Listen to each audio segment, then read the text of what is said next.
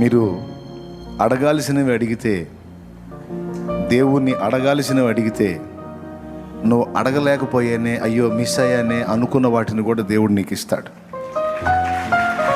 Doubt లేదు అందులో. యుక్తమైన ప్రార్థన నువ్వు చేస్తే,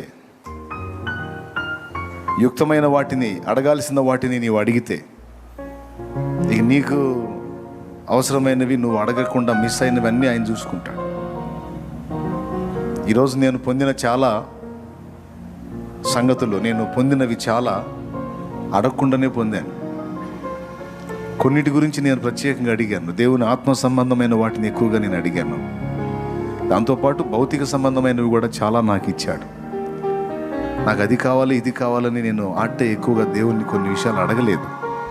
అయినా నాకు చేశాడు ఆయన.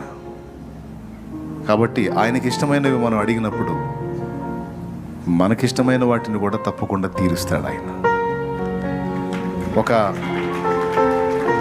సైకో భర్త లాగా కొంతమంది సైకో భర్తలు ఉంటారు. నీ ఇష్టం ఎవడికి కావాలి, అంతా నా ఇష్ట ప్రకారం నువ్వు ఉండాలా అంటాడు సైకో భర్త. ఆమె ఒక మనిషిలా గుర్తించడు, ఆమెకంటూ ఒక మనసు ఉందని గుర్తించడు, ఆమెకంటూ కొన్ని కోరికలు, ఆశలు, ఆలోచనలు, ఇష్టాలు, అయిష్టాలు ఉంటాయని పట్టించుకోడు. ఒక నియంతృత్వ ధోరణి అన్నమాట.